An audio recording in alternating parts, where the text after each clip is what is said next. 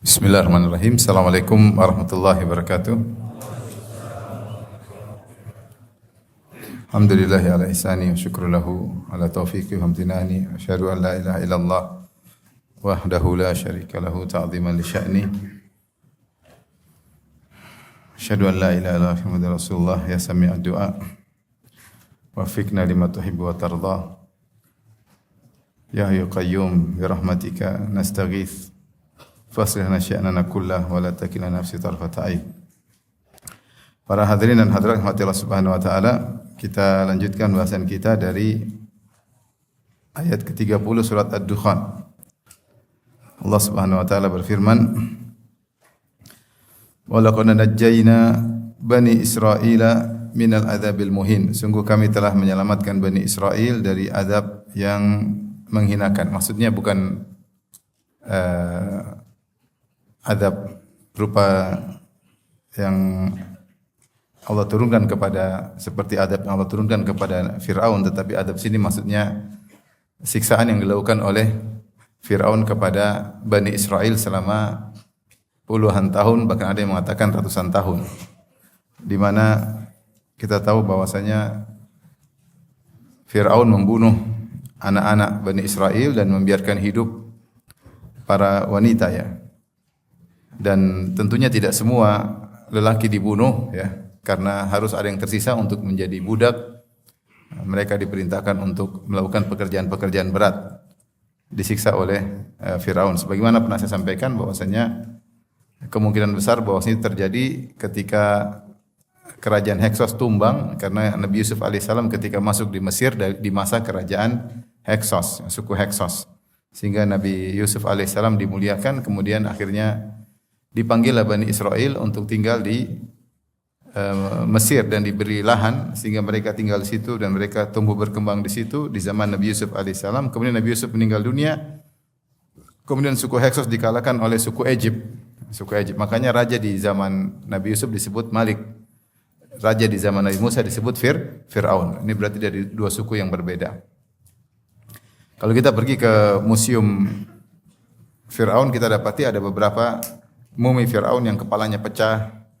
Kemudian dijelaskan bahwasanya ini adalah para pejuang untuk melawan suku Heksos di zamannya, ya.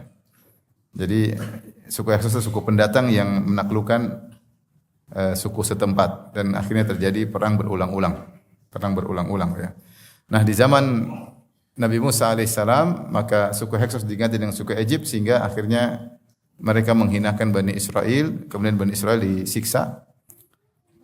Baik laki-laki diperbudak, wanita juga disiksa. Ini bertahan cukup lama. Ada yang mengatakan dari zaman Nabi Yusuf ke zaman Nabi Musa, ada yang 100 tahun, ada yang mengatakan sampai lebih dari itu, bahkan ada yang mengatakan kurang lebih 400 tahun antara Yusuf dengan Nabi Musa. Ini menunjukkan bahwasanya mereka disiksa dalam waktu yang lama. Maka kata Allah, "Wa laqad najjayna bani Israila minal adzabil muhin." Sungguh kami telah menyelamatkan Bani Israel dari siksaan yang menghinakan yang telah mereka rasakan selama bertahun-tahun, ya. Yudzabbihuna abna'ahum wa yastahyuna nisa'ahum, di mana anak-anak mereka dibunuh, kemudian para wanita dibiarkan hidup untuk menjadi pelayan-pelayan mereka. Min Fir'aun, yaitu disiksa dari Fir'aun, siksaan dari Fir'aun.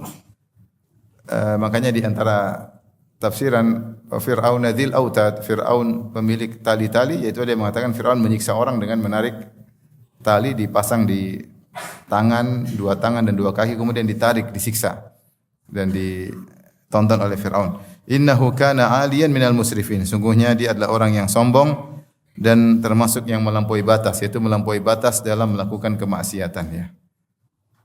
Dalam melampaui batas dalam melakukan itu kemaksiatannya, kerusakannya sangat banyak, ya. Selain terkait dengan akidah, penyiksaan, pembunuhan dilakukan oleh Fir'aun.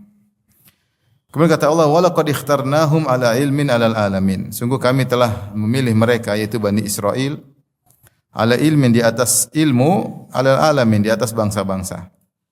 Di sini Allah menjelaskan tentang bagaimana Allah telah memuliakan Bani Israel. Ya. Telah memuliakan Bani Israel, ya, setelah tadinya mereka terhinakan, disiksa oleh suku Egypt sampai ratusan tahun. Kata Allah, kami memilih mereka ala ilmin. Ala ilmin maksudnya di atas ilmu, dan ini menunjukkan semua keputusan Allah dibangun di atas ilmu. Dan ini salah satu dari dalil tentang adanya takdir. Bahwasanya kita tahu takdir dibangun di atas 4 rukun, yaitu ilmu, kitabah, masyiah, dan al-khalq. Bahwasanya tidaklah Allah mengeksekusi sesuatu atau menjalankan sesuatu atau menciptakan sesuatu atau menjadikan sesuatu kecuali dibangun di atas 4 perkara ini, yaitu Allah Ta'ala mengilmunya terlebih dahulu, kemudian Allah mencatatnya di Lauhil Mahfuz, kitabah, Allah menghendakinya yang ketiga, kemudian khalq, yaitu Allah mengeksekusinya. Seperti firman Allah Subhanahu wa taala, "Ma asaba min musibatin fil ardi wala fi anfusikum illa fi kitabin min qabli an nabra'aha inna dzalika 'ala Allah yasir." Kata Allah, tidaklah suatu musibah menimpa kalian atau fil ardi, di atas muka bumi, atau menimpa kalian illa fi kitab, kecuali sudah tercatat di Lauhil Mahfuz. Min qabli an nabra'aha, yaitu min qabli an nakhluqaha, sebelum kami menciptakannya, sebelum kami mengadakannya, mengeksekusinya, sudah tercatat sebelumnya. Inna dzalika 'ala Allah yasir, itu semua mudah bagi Allah, yaitu proses Allah tahu, Allah catat, Allah berkehendak, Allah jalankan. Di antaranya dalil tentang ilmu ya ini, bahwasanya walaqad ikhtarnahum 'ala ilmin, kami telah memilih mereka di atas ilmu, yaitu Allah sudah mentakdirkan demikian. Dan semua itu ada hikmahnya. Terkadang manusia tahu, terkadang banyak yang manusia tidak mengetahuinya. Jadi Allah tidak asal-asalan ketika menetapkan suatu keputusan. Di antaranya Allah Subhanahu wa taala memilih Bani Israel di atas ilmu Allah. Alal alamin, di atas seluruh alam semesta.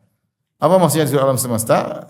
Bisa ditinjau dari 2 tinjauan. Tinjauan pertama, Bani Israel ditinjau dari banyaknya para nabi dari suku mereka. Mereka adalah suku terbaik sepanjang masa ya. Karena tidak ada suku yang Allah keluarkan dari mereka banyak nabi seperti Bani Israel. Nabi paling banyak, nabi dari mana? Bani Israel paling banyak. Banyak. Dari sisi ini bahwasanya Bani Israel adalah suku terbaik dari seluruh suku-suku yang ada di alam semesta ini sepanjang zaman. Karena tidak ada suku yang Allah keluarkan para nabi sebanyak Bani Israel. Tapi kalau ditinjau dari kemuliaan, maka tidak ada yang melebihi umat Muhammad sallallahu alaihi wasallam. Makanya Allah mengatakan kuntum khairu ummatin ukhrijat linnas. Kalian adalah umat terbaik yang dikeluarkan bagi manusia.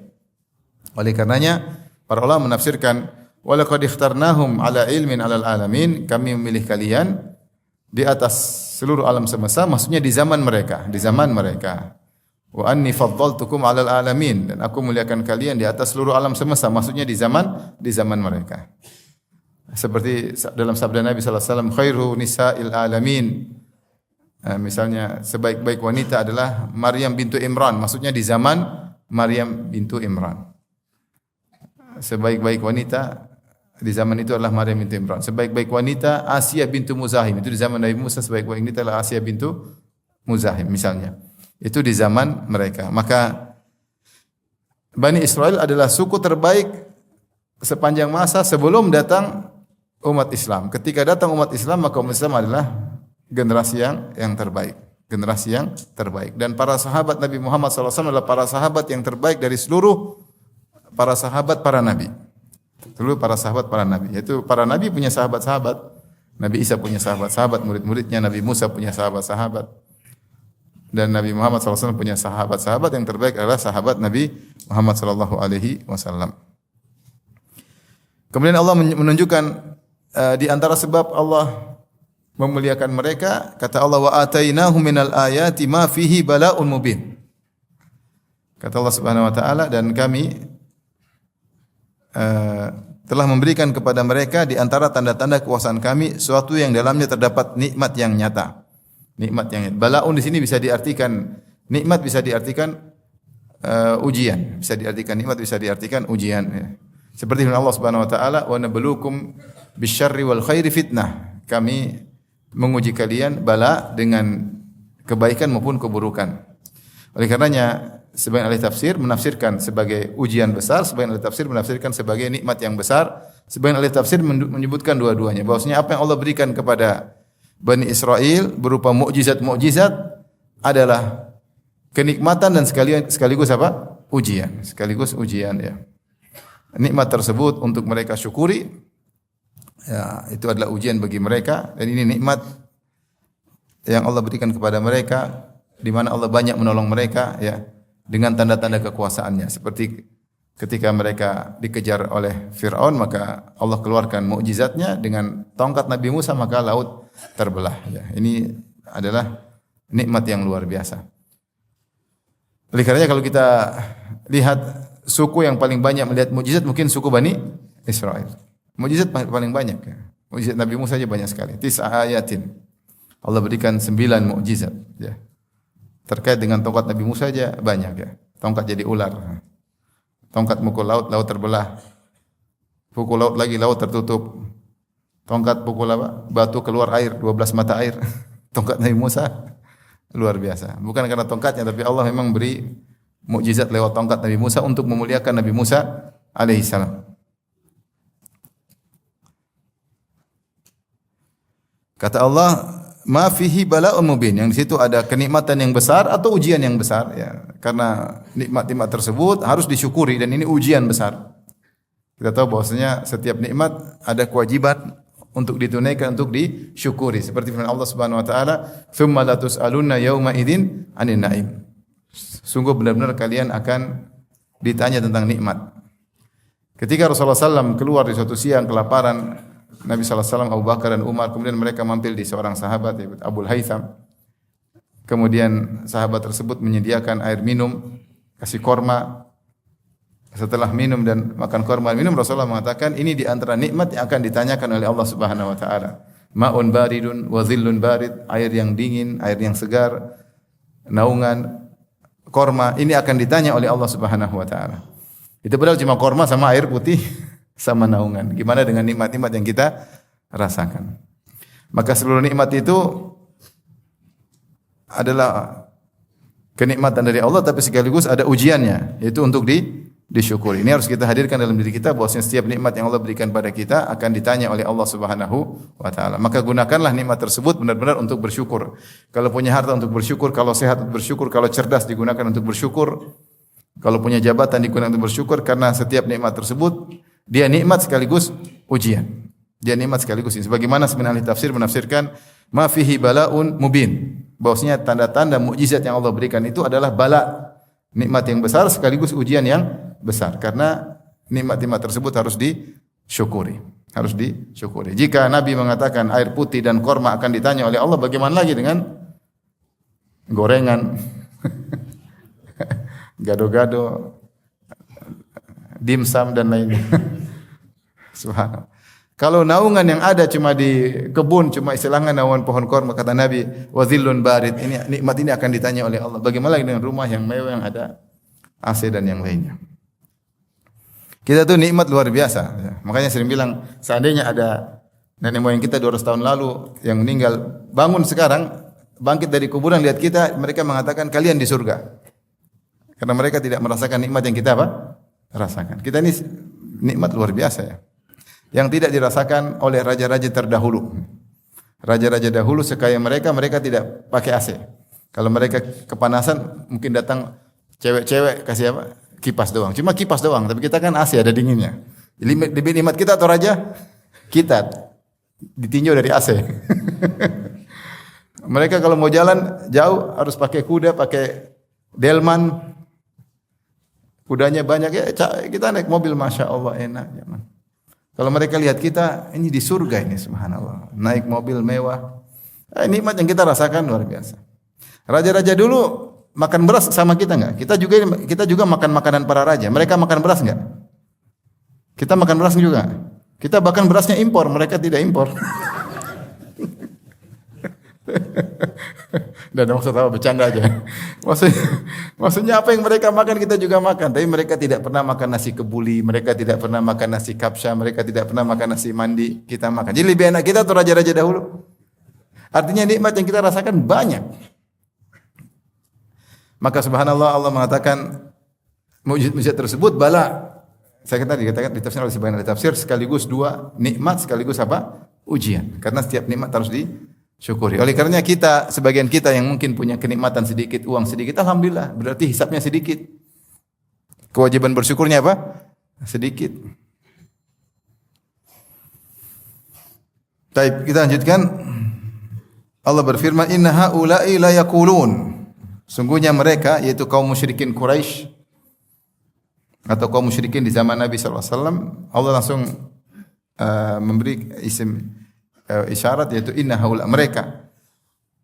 Inna haula'i la yaqulun, sungguhnya yaitu kaum musyrikin Quraisy berkata, benar-benar mereka berkata, "In hiya illa mautatunal ula wa ma nahnu bimunsyarin." Sungguhnya tidak ada kematian kecuali kematian di dunia ini. Wa ma nahnu bimunsyarin, dan kami tidak bakalan dibangkitkan. Kami tidak bakalan dibangkitkan.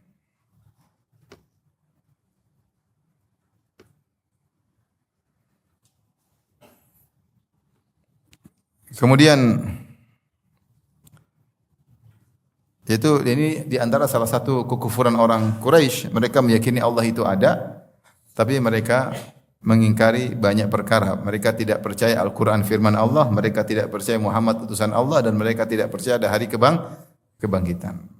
Sehingga rukun iman mereka bermasalah, sehingga mereka musyrikun dan mereka dihukumi kafir. Ya, meskipun mereka yakin Allah itu ada. Makanya kemudian mereka tantang Nabi Muhammad SAW, kata mereka, "Fa'tu bi abaina in kuntum shadiqin." Datangkanlah nenek-nenek moyang kami jika kalian benar-benar memang orang yang benar. Kalian bilang ada hari kebangkitan, ada kematian kedua kali. Bangkitkan mereka sekarang. Di dalam buku sirah mereka mengatakan, "Wahai Muhammad, tahukah engkau Qusay bin Kilab?" Qusay bin Kilab memang kita semua, itu Quraisy. Bangkitkan dia, dia adalah orang yang baik, kita akan tanya kepada dia, bangkitkan dia. Jadi mereka suruh bangkitkan nenek moyang. Tetapi Allah tidak memenuhi permintaan mereka. Tentu banyak hikmah. Di antaranya kenabian Nabi Muhammad SAW tidak dibangun di atas bisa membangkitkan manusia. Terlalu banyak dalil bukti bahwasanya Rasulullah adalah seorang Rasul. Bahwasanya Al-Quran adalah firman Allah. Tidak perlu bukti banyak-banyak ya.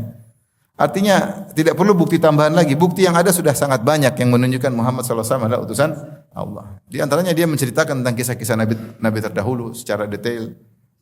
Dia mengabarkan hal yang gaib banyak sekali. Di antaranya Al-Quran sendiri merupakan mukjizat. Tidak ada orang Arab yang bisa mendatangkan semisal Al-Quran. Maka itu semua sudah cukup menunjukkan Muhammad adalah seorang Rasul, sehingga apa yang dia kabarkan semuanya benar. Maka tidak perlu didatangkan bukti yang baru lagi setelah itu, yaitu bahwasanya harus bisa bangkitkan nenek moyang. Harus bisa bangkitkan nenek moyang. Dan kalaupun semua permintaan orang Quraisy dipenuhi, tetap saja mereka akan mengatakan Muhammad tukang sihir. Lau fatahna alaihim baban minas sama'i la dhallu fihi ya'rujun laqalu inna ma sukkirat absaruna bal nahnu qaumun suhurun. Kata Allah, seandainya kami bukakan pintu-pintu langit, kemudian kami bikin mereka punya tangga sampai naik ke langit, nyata mereka akan berkata, "Inna masukkirat absaruna," mata kita dijadikan mabuk, "bal nahnu qaumun suhurun," kita sedang tersihir. Lihatlah Musa alaihissalam ketika berhasil mendatangkan mukjizat luar biasa, tongkat kemudian menjadi ular. Apa kata Firaun? Sahir. Selesai. Jadi tidak semua permintaan mereka dipenuhi. Demikian pula kalau seluruh permintaan mereka dipenuhi, maka tidak ada nilai ujian. Bukankah ciri orang beriman alladzina yu'minuna bil ghaib, yang beriman kepada yang gaib? Maka kalau semua dibuka, maka dunia ini bukan ujian, padahal Allah menciptakan manusia sebagai bumi untuk ujian. Maka namanya ujian pasti ada sesuatu yang diuji. Jadi kalau semua nampak, ya enggak ada ujian. Sama orang kafir kalau gitu, apa bedanya? Maka itu nilai ujian. Sungguhnya apa yang Allah tampakkan sebagai mukjizat sudah cukup untuk kau meyakini Nabi Muhammad adalah utusan Allah. Kalau kau sudah meyakini Muhammad utusan Allah, maka apa yang dia kabarkan semuanya benar. Maka permintaan mereka tidak dipenuhi. Sebagian ahli tafsir mengatakan, lagi pula kalau dipenuhi, seandainya nenek moyang mereka hadir, bangkit. Terus bagaimana yang sudah meninggal sebelumnya sudah terlanjur? Kemudian mereka mati lagi ya jadi tinggal cerita akhirnya. Masalahnya sudah pernah ada yang dibangkitkan sebelumnya, seperti di Bani Israel yang Allah kenakan halilintar, mereka mati, Allah hidupkan lagi. Paham? Ini pernah terjadi. Di zaman Nabi Isa juga pernah ada Nabi Isa menghidupkan orang yang sudah meninggal. Kisah Uzair yang kemudian mati 100 tahun lebih kemudian hidup lagi. Itu ada orang-orang yang pernah dibangkitkan. Contohnya lagi tentang orang yang dibunuh tidak tahu siapa pembunuhnya, akhirnya Allah menyuruh Nabi Musa untuk memerintahkan Bani Israel membunuh seekor sapi, kemudian dipukulkan sebagian sapi, ternyata dipukulkan orang itu hidup. Nabi Musa tanya, siapa yang bunuh kau? Si fulan mati lagi. Artinya sudah ada orang-orang yang pernah hidup, mati terus dihidupkan, terus mati lagi, tapi tinggal cerita. Faham? Sehingga tidak bermanfaat sekarang kalau di zaman Quraisy Allah hidupkan sebagian moyang mereka, kemudian mereka hidup, tapi sebagian ini beriman. Setelah itu tinggal cerita lagi, tidak menjadi hujah untuk orang-orang setelahnya. Faham? Jadi hanya bermanfaat cuma sekitar itu aja. Itu pun mereka belum tentu beriman. Bisa jadi ketika hadir, oh ini penyihir. Maka Allah mendatangkan mukjizat yang berlaku abadi Al-Quran. Tidak perlu mukjizat baru lagi. Kalau seandainya kalian berakal, tentunya sudah cukup bukti bahwasanya Muhammad adalah utusan Allah Subhanahu wa taala. Faham ya? Faham tidak? Kenapa Allah tidak, kalau ada pertanyaan, kenapa Allah tidak penuhi permintaan mereka? Banyak kemungkinan. Pertama, mungkin mereka bilang Muhammad apa? Penyihir. Yang kedua, kalau dipenuhi seluruhnya maka fungsi ujian akan hilang. Padahal sementara Allah menciptakan kita ini untuk diuji. Makanya seandainya orang Islam kalau perang pasti menang, pasti kaya, pasti sukses, semua orang masuk Islam, maka tidak ada ujian. Paham? Makanya ada kadang menang, kadang kalah. Kadang sukses, kadang menderita di atas kaum bumi, karena itu ujian. Yang berikutnya, kalaupun mereka beriman, orang Quraisy gara-gara nenek moyang dibangkitkan, maka itu hanya cukup buat mereka, tidak untuk orang sebelumnya dan tidak untuk orang setelah mereka. Yang sebelumnya sudah enggak bisa, sudah terlanjur mati, yang setelahnya hanya dengar cerita, katanya, kembali lagi. Padahal yang pernah dihidupkan juga sudah pernah banyak kisahnya. Toh tidak menjadikan orang setelahnya untuk beriman. Fahim tuh? Baik. Kata Allah, ahum khairun am qaumu tubba walladzina min qablihim ahlaknahum. Apakah mereka orang-orang Quraisy lebih baik ataukah kaumnya Tubba? Demikian juga orang-orang yang sebelum mereka, kami telah binasakan mereka. Yaitu Allah menyatakan, emang kalian paling baik wahai Quraisy? Ada orang yang telah lebih baik dari sebelum kalian. Di antaranya Fir'aun, tapi akhirnya binasa atau tidak? Binasa, Allah binasakan. Kalian tidak ada apa-apanya dibandingkan Fir'aun. Fir'aun menguasai Mesir, benua Afrika mereka kuasai. Kalian Quraisy hanya secuil dari Hijaz. Kalian juga jumlahnya sedikit. Fir'aun dulu pasukannya banyak, berkuasa ratusan tahun. Dan Fir'aun menggelegar ceritanya di mana-mana. Kalian hanya secuil manusia, kalian tidak lebih baik daripada Fir'aun, tapi Fir'aun juga binasa. Maka hati-hati. Allah tambahkan lagi, bukan cuma Fir'aun aja. Apa kalian juga lebih baik daripada kaumnya Tubba? Siapa Tubba ini? Tubba ini banyak pendapat, tapi Ibnu Katsir bercerita ya. Datang sebagai riwayat Rasulullah mengatakan, la adri ala ainun Tubba ya. Amla. Saya tidak tahu apakah Tubba ini terlaknat atau tidak. Datang riwayat Aisyah mengatakan, bukankah yang Allah caci maki adalah kaumnya, bukan si Tubbanya. Bukan si Tubbanya. Tubba ini apa? Tubba ini adalah, kata Ibnu Katsir rahimahullah dalam tafsirnya, adalah gelar bagi raja di daerah Yaman, Raja Sabah, raja itu disebut dengan Tubba. Seperti kalau rajanya Habasyah kita bilang Najasyi. Kalau rajanya Persia kita bilang Kisra. Kalau rajanya Romawi kita bilang apa? Kaisar. Kalau rajanya Indonesia kita bilang presiden. Misalnya itu istilah. Nah, raja Yaman disebut dengan apa? Tubba. Disebut dengan Tubba. Nah, Tubba ini banyak-banyak. Ada Tubba ini. Seperti Fir'aun. Fir'aun semua raja Mesir namanya Fir'aun. Kalau berasal dari suku Egypt. Fir'aun ini, ada banyak Fir'aun.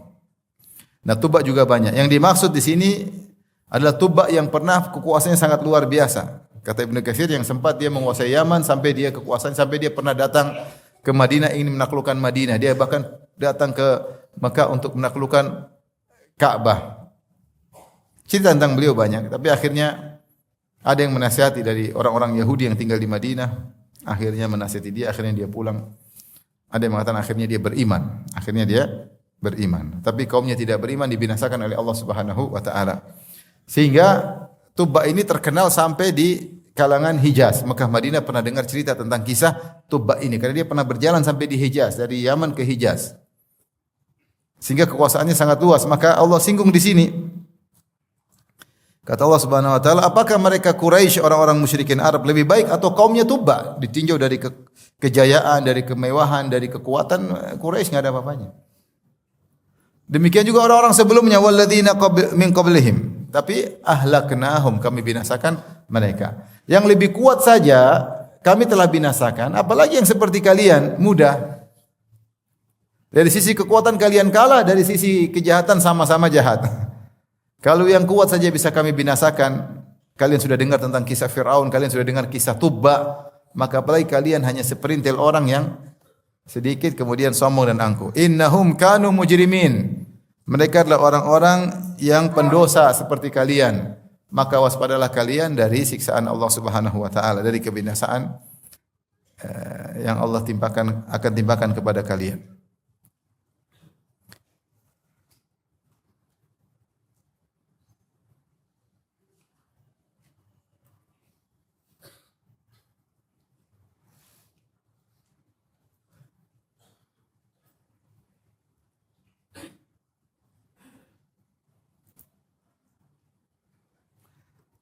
Antum bisa baca kisahnya Tubba dinukil oleh Ibnu Katsir, dia menukil dari buku-buku yang lain juga. Kemudian dia simpulkan dalam tafsir ayat ini tentang kisah Tubba ya.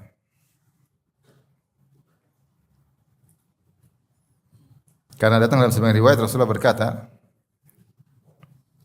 "Wala adri tubba'un la'inan kana amla." Saya tidak tahu Tubba ini terlaknat atau tidak. Kata Rasulullah, saya tidak tahu. Wala adri Dzulqarnain nabiyyan kana am malikan. Saya tidak tahu Dzulqarnain nabi atau raja, kata Nabi sallallahu alaihi wasallam. Wa qala ghairuhu Uzairan kana nabiyyan am la. Saya tidak tahu juga apakah Uzair nabi atau bukan. Ini ada riwayat tapi diperselisihkan sahih atau tidak. Intinya Rasulullah maksudnya tidak tahu Tubba. Rasulullah yang dicela oleh Allah adalah kaumnya Tubba, bukan Tubbanya. Oleh karenanya diriwayatkan dari Aisyah mengatakan yang dicela adalah kaumnya bukan Tubbanya. Kata Ibnu Katsir setelah menyampaikan kisah-kisah, beliau berkata, "Wa ka'annahu wallahu a'lam kana kafiran thumma aslama wa taba'a dinal kalim." Seakan-akan wallahu alam Tubba ini dulu kafir, kemudian dia Islam, kemudian dia mengikuti agamanya Nabi Musa alaihissalam. Ala yadai man kana min ahbaril yahud fi dzalika zaman. Melalui sebagian pendeta-pendeta Yahudi yang ada di zaman tersebut, alal haqqi, yang di atas kebenaran, qabla ba'tsatil masih, sebelum diutusnya Nabi Musa alaihissalam. Sehingga Ibnu Katsir mengatakan kira-kira hidupnya sekitar 700 tahun sebelum Nabi Muhammad sallallahu alaihi wasallam. Yaitu menjelang, kalau Nabi Isa kan Nabi lahir 571, Nabi Isa lahir 1 Masehi, jaraknya sekitar 600. Tubba ini 100 tahun lagi sebelumnya lagi. Ini menurut pendapat Ibnu Katsir rahimahullah taala. Wa qad saqa qissatahu bituliha al-Hafidz Ibnu Asakir min turuqin mutaaddidah mutawwalatin mabsutatin. Dan Ibnu Asakir telah menyampaikan kisahnya dari banyak jalan dengan kisah yang panjang dari An Ubay bin Ka'ab, dari Abdullah bin Salam, dari Abdullah bin Abbas, Ka'ab al-Ahbar. Wa ilaihil marji'u fi dzalika kullihi, dan semua kisah kembali kepada yang disampaikan oleh Ibnu Asakir. Intinya itu tentang Tubba. Tapi yang Allah cela di sini kaum Tubba, bahwasanya kaum Tubba lebih hebat daripada kaum Quraisy, tapi Allah binasakan. Setelah itu Allah sebutkan ayat lagi untuk membantah mereka. Kata Allah, "Ma khalaqanas samawati wal arda wa bainahuma la'ibin." Tidaklah kami ciptakan langit dan bumi dan apa yang ada di antara keduanya itu segala isinya la'ibin, main-main. Kami ciptakan bukan main-main. Ma khalaqnahuma illa bil haqq. Tidaklah kami ciptakan langit dan bumi beserta apa yang ada di antara keduanya, beserta apa isinya, illa bil haqq, kecuali dengan kebenaran. Itu kami ada tujuan. Allah tidak pernah menciptakan suatu abasan, main-main atau laibin, tidak pernah. Afahsibutum annama khalaqnakum abatha. Kalian menyangka kami ciptakan kalian hanya sekedar main-main, senda gurau, tidak ada tujuan? Sama. Kata Allah Subhanahu wa taala, "Wa ma khalaqnas samawati wal arda wa bainahuma la'ibin." Kami tidak ciptakan langit dan bumi dan isinya hanya sekedar main-main. Semuanya ada tujuan. Tujuannya ada apa? Adalah agar manusia beribadah kepada Allah, mentauhidkan Allah Subhanahu wa taala. Agar mengetahui tentang keagungan Allah Subhanahu wa taala. Allahul ladzi khalaqa sab'a samawati wa minal ardi mithlahun yatanazzalu amru bainahunna lita'lamu anna Allah ala kulli syai'in qadir wa anna Allah qad ahata bi kulli syai'in ilma. Kata Allah, dialah Allah yang telah menciptakan langit yang 7 dan bumi juga yang semisalnya. Perintah-perintah turun di antara keduanya. Tujuannya apa? Lita'lamu, agar kalian tahu. Annallaha ala kulli syai'in qadir. Bahwasanya Allah Maha Kuasa atas segala sesuatu. Wa annallaha qad ahata bi kulli syai'in ilma. Dan kalian tahu bahwasanya ilmu Allah meliputi segala sesuatu. Wa huwa alladhi khalaqa as-samawati wal arda fi sittati ayamin wa kana 'arshuhu 'alal ma' liyabluwakum ayyukum ahsanu amala. Dia yang telah menciptakan langit dan bumi dan apa yang di antara keduanya dalam waktu 6 hari. Kemudian dia beristiwa di atas, kemudian arsy-Nya di atas air. Untuk apa? Liyabluwakum, untuk menguji kalian. Ayyukum ahsanu amala. Mana di antara kalian yang paling baik amal. Jadi Allah menciptakan semua ada tujuannya. Tujuannya untuk menguji manusia. Makanya apa kaitannya dengan ciptaan Allah yang hebat? Seorang kalau berpikir langit begitu hebatnya, tidak ada kekurangan, ini pasti yang menciptakannya tidak ngasal. Makanya teratur, ada mataharinya, ada rembulannya, matahari ada orbitnya, rembulan ada orbitnya. Matahari jaraknya tertentu, tidak maju-maju, tidak mundur-mundur, karena kalau matahari maju-maju, kita kepanasan. Kalau matahari mundur-mundur, kita kedinginan. Kalau matahari terlambat bangun, repot. Kalau matahari terlambat tidur, repot juga, puasa enggak buka-buka. Intinya semua ada aturannya. Kata Allah, "Lita'lamu adada sinina wal hisab." Agar kalian bisa menghitung hitungan. Kalau matahari tidak teratur, rembulan tidak teratur, tidak pada orbitnya, kita enggak bisa menghitung hari, kita tidak bisa menghitung rembulan, kita tidak bisa menghitung tahun, sehingga kita tidak bisa melaksanakan maslahat kita. Jadi Allah ciptakan semua dengan sempurna, dengan aturan langit dan bumi dengan sangat spesifik, luar biasa. Nah, orang berpikir berarti yang menciptakan ini punya tujuan. Buktinya dia bisa menciptakan tidak ngasal. Nah, jika Allah menciptakan langit dan bumi tidak ngasal, tidak asal main-main, maka seharusnya demikian juga ketika Allah menciptakan manusia pun tidak ngasal, ada tujuannya. Makanya Allah mengatakan, "Afa hasibutum annama khalaqnakum abatha?" Apakah kalian menyangka kami menciptakan kalian sekedar senda gurau, main-main saja? Itu tidak. Kalau kalian lihat bahwasanya ciptaan-ciptaanku semuanya dengan kokoh, dengan itqan, menunjukkan saya tidak bermain-main ketika menciptakannya, demikian pula ketika saya menciptakan kalian pun bukan main-main. Ini di antara korelasinya. Makanya ketika Allah memuji orang-orang yang merenungkan tentang ciptaan Allah, alladzina yadhkurunallaha qiyaman wa qu'udan wa ala junubihim wa yatafakkaruna fi khalqis samawati wal ard. Orang-orang alladzina yadhkurunallaha qiyaman, yang mengingat Allah ketika berdiri, wa qu'udan, ketika duduk, atau ketika berbaring, wa yatafakkaruna fi khalqis samawati wal ard, kemudian mereka merenungkan tentang penciptaan langit dan bumi. Apa kesimpulan setelah mereka renungkan? Mereka yakin ada hari kebangkitan. Makanya mereka berkata, "Rabbana ma khalaqta hadza batila." Ya Allah, tidak mungkin kau ciptakan ini sia-sia, hanya sekedar senda gurau. Subhanaka faqina adzabannar. Kalau gitu Maha Suci Engkau, jauhkanlah kami dari azab neraka jahanam. Yaitu orang yang cerdas tahu, tidak mungkin Allah ciptakan manusia, ada yang zalim, ada yang dizalimi, ada yang dibunuh, ada yang membunuh, ada yang dirampas hartanya, ada yang dimaki-maki. Kemudian selesai begitu saja tanpa ada hari kebangkitan. Yang seperti ini tidak becus dalam mencipta. Misalnya enggak usah jauh-jauh, misalnya ada orang punya perusahaan, kemudian ada anak buahnya, ada yang dizalimi, ada yang diambil gajinya, ada yang tidak kerja digaji. Kita bilang direktur ini enggak becus, ini direktur enggak becus ngurusin perusahaan. Kenapa kekacauan terjadi, dia biarin aja. Maka jika memang Allah pencipta kita adalah Tuhan yang sempurna, harusnya dia tidak biarkan aja apa yang terjadi kecuali ada hari kebangkitan untuk pertanggungjawaban. Adapun kalau kemudian selesai mati, selesai urusan, ya ini Tuhan tidak becus, Tuhan tidak sempurna. Berarti dia cipta cuma main-main. Maka Allah kasih korelasi. Lihatlah, kami tidak menciptakan langit dan main-main, maka kami juga tidak menciptakan kalian apa? Main-main. Di antara konsekuensi kami tidak main-main, harus ada hari kebangkitan. Gunakanlah akal kalian. Tidak mungkin saya ciptakan kalian tanpa ada hari pembalasan. Paham maksudnya? Maka di antara dalil akli yang menunjukkan akan ada hari kebangkitan, kalau kita sepakat Tuhan pencipta kita sempurna, maka di antara kesempurnaannya dia harus membangkitkan kita untuk di sidang. Kalau tidak, berarti dia tidak sempurna. Berarti dia hanya main-main. Dia ciptakan hanya main-main. Dan itu Tuhan yang tidak sempurna. Ini di antara dalil akli, dalil akal logis yang Allah bawakan untuk menetapkan adanya hari kiamat, hari kebangkitan. Faham? Faham tidak? Dalil hari kebangkitan banyak dalilnya secara logis. Subhanallah, menunjukkan ini Al-Qur'an bukan dari Nabi Muhammad, karena sisi pendalilannya luar biasa banyak. Ini salah satunya ini. Salah satunya kata Allah, "Ma khalaqnahuma illa bil haqq." Kami tidak ciptakan keduanya kecuali dengan kebenaran, yaitu melazimkan akan adanya hari kebangkitan. Walakinna aktsarahum la ya'lamun, akan tapi kebanyakan mereka tidak mengetahui.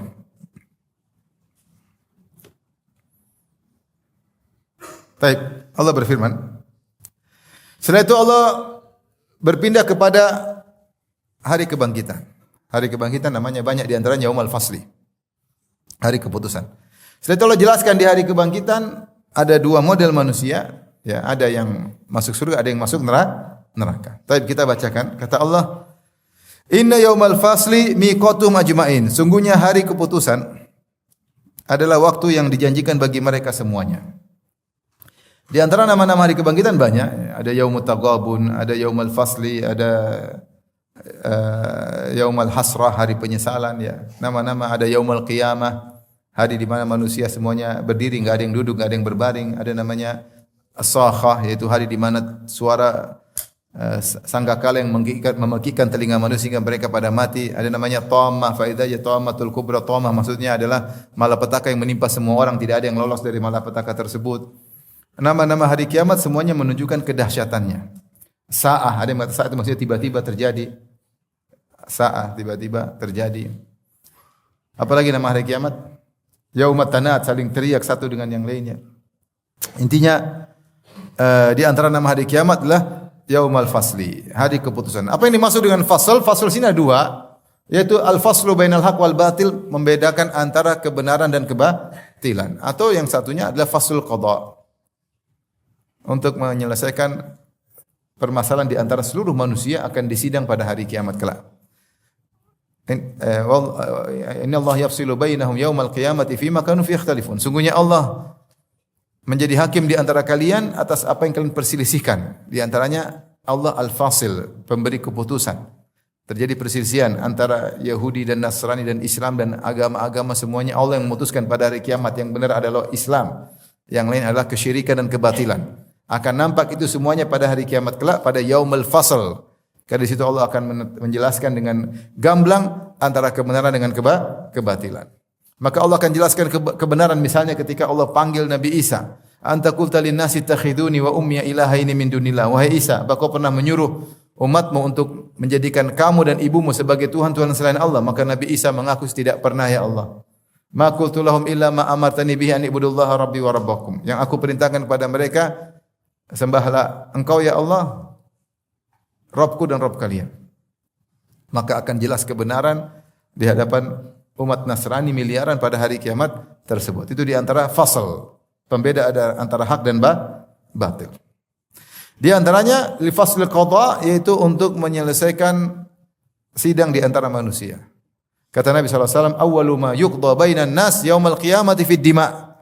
Perkara yang pertama kali disidang oleh Allah pada hari kiamat kelak adalah urusan darah.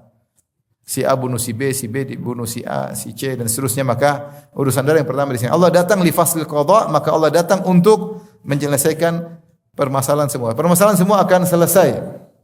Yang permasalahan yang tidak selesai di dunia akan disidangkan di mana? Di akhirat. Yang sudah disidangkan di dunia tapi curang akan sidang ulang. Akan sidang apa? Ulang. Siapa yang menyidang? Allah Subhanahu wa taala. Tidak ada pengacara pembela, tidak ada. Yang sidang cuma Allah sendirian. Yang ada cuma saksi, buku catatan amal, malaikat menjadi saksi, kaki dan tangan menjadi saksi. Semua tidak ada namanya jaksa penuntut umum, jaksa pembela, lawyer yang bisa dibayar untuk dusta-dusta, saksi-saksi palsu, tidak ada semuanya. Maka hari tersebut hari yang sangat dahsyat. Maka kalau Anda punya masalah, selesaikan dengan baik di dunia. Percuma menang di dunia kemudian binasa di akhirat. Yaumul fasli miqatuhum ajmain, adalah waktu yang akan dijanjikan bagi mereka semuanya.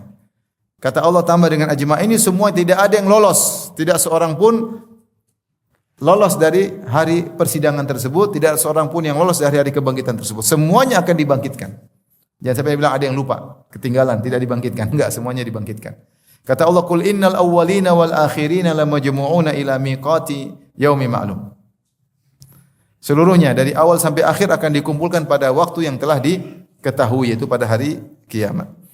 Yauma la yughni maulan an maulan syai'an wa lahum yunsarun. Kata Allah Subhanahu wa taala, maka maulan maknanya adalah qarib, orang yang dekat, atau kerabat, atau nasir, penolong. Itu namanya maulan. Teman dekat, kerabat, penolong. Kata Allah, hari tersebut yauma la yughni maulan an maulan syai'a.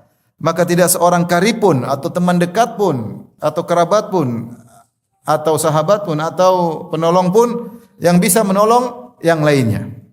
Syai'an, sedikit pun tidak bisa menolong, sedikit pun. Wa hum la yunsarun, dan mereka juga tidak akan mendapat pertolongan. Dan ayat seperti ini banyak, seperti firman Allah Subhanahu wa taala, fa idza nufikha fis suri fala ansaba bainahum yauma idzi wala yatasaalun. Ketika ditiupkan sangkakala maka tidak ada hubungan lagi di antara mereka. Semua wataqatta'at, semua terputus, semua sebab terputus. Allah juga berfirman, wala yasalu hamimun hamima. Teman tidak akan tanya temannya. Kata Ibnu Katsir, ai la yasalu akhan lahu an halihi wa huwa yarahu iyanan. Dia tidak akan tanya tentang temannya padahal temannya depan dia enggak bisa tolong. Sudah temannya lagi ngapain dia pura-pura enggak tahu. Enggak nanya-nanya, enggak mau cari masalah. Ya. Karena dia tidak bisa tolong, dia sendiri aja butuh untuk menolong dirinya sendiri. Kata Allah Subhanahu wa taala, yauma yafirul mar'u min akhi wa ummihi wa abi wa sahibatihi wa banihi likulli imri'in minhum yauma idzin sya'nu yughni. Masing-masing orang punya urusan yang cukup membuat dia sibuk. Dia tidak sibuk urusan orang dan dia tidak bisa tolong dan dia pun tidak bisa ditolong. Ya. Kata Allah, wal amru yauma idzil lillah. Ya.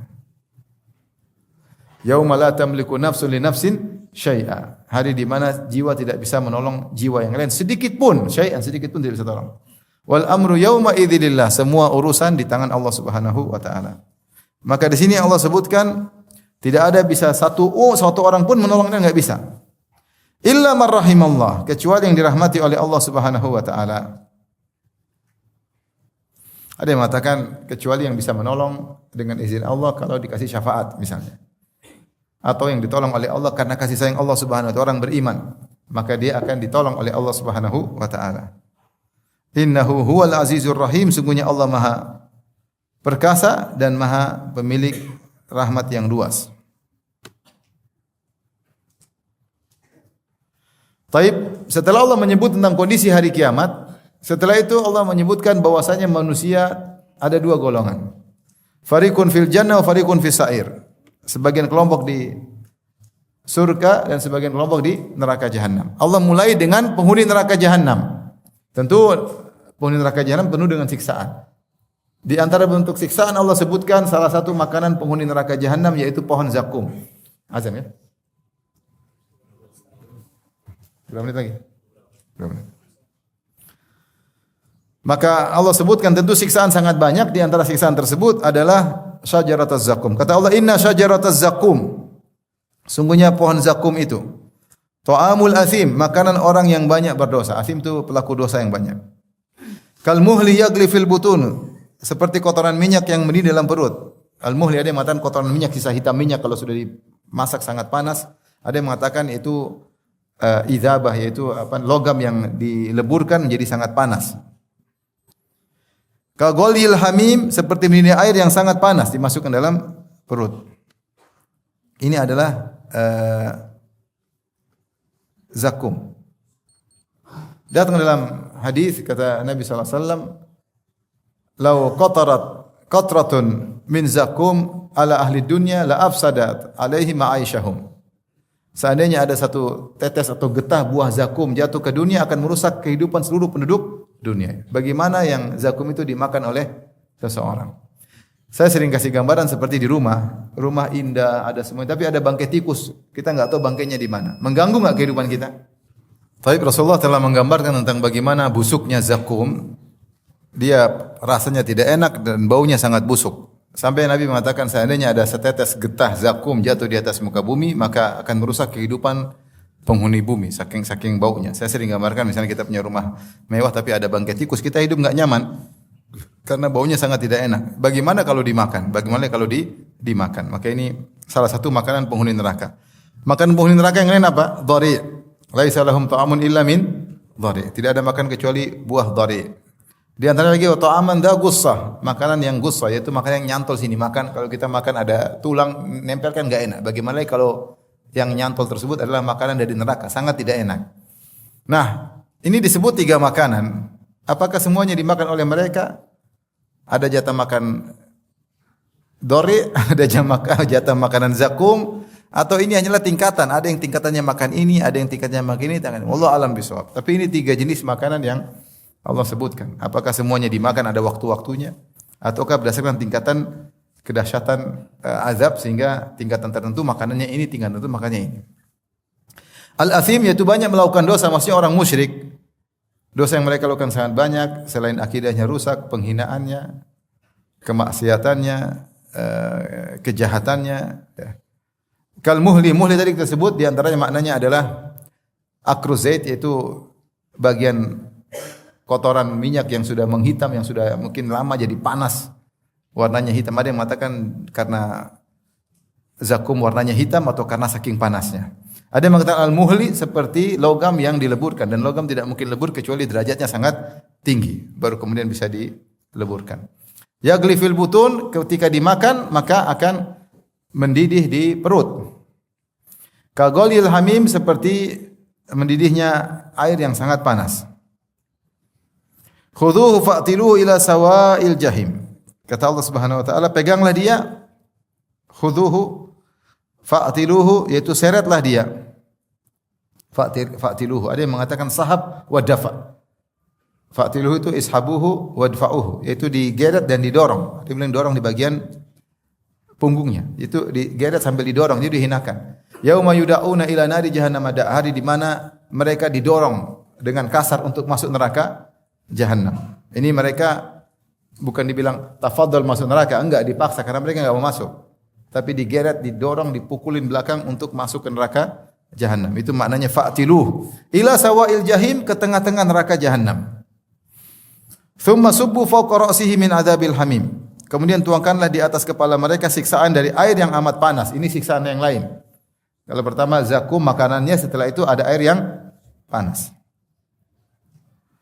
Saya bacakan dari Ibnu Katsir.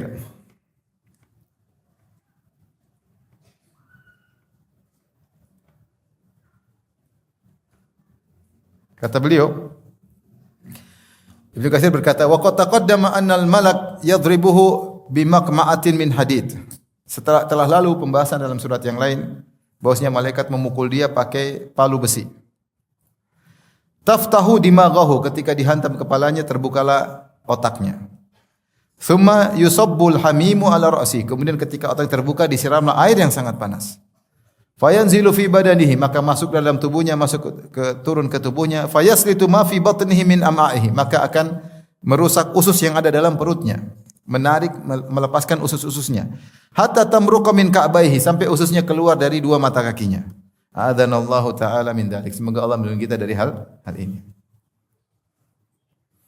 Setelah itu Allah berkata, "Dzuk innaka antal azizul karim." Rasakanlah, sungguhnya engkau adalah orang yang perkasa lagi mulia. Maksudnya apa? Ada yang mengatakan ini Allah mengejek. Dulu kalian merasa perkasa, tidak akan tersiksa. Dulu kalian merasa mulia di sisi Allah, ternyata tidak. Mana kemuliaan kalian, mana keperasaan kalian? Sekarang disiksa. Dzuk, rasakan, innaka antal azizul karim. Sungguhnya engkau perkasa, katanya mulia. Nih sekarang mana keperkasaanmu, mana kemuliaanmu? Ini hinaan dari Allah Subhanahu wa taala. Inna hadza ma kuntum bihi tamtarun. Inilah yang dulu kalian ragukan, yang kalian perdebatkan, ya. Sekarang menjadi nyata, ya. Seperti firman Allah Subhanahu wa taala, hadhihi an-narul lati kuntum biha tukadzibun. Inilah neraka yang dulu kalian dustakan. Afasihrun hadza am antum la tubsirun. Ini sihir atau kalian tidak melihat? Sihir kah? Bukan sihir, ini nyata. Ini yang kalian dustakan sekarang jadi nyata. Ini yang kalian dulu meragukannya sekarang menjadi nyata. Sekarang menjadi nyata. Tapi setelah itu Allah masuk dalam sifat-sifat kelompok kedua yang masuk surga. InsyaAllah kita lanjutkan pada pertemuan terakhir insyaAllah tentang surat Ad-Dukhan. Baik, demikian saja kajian kita. InsyaAllah kita lanjutkan pertemuan terakhir. Wabillahi taufiq hidayah. Assalamualaikum warahmatullahi wabarakatuh.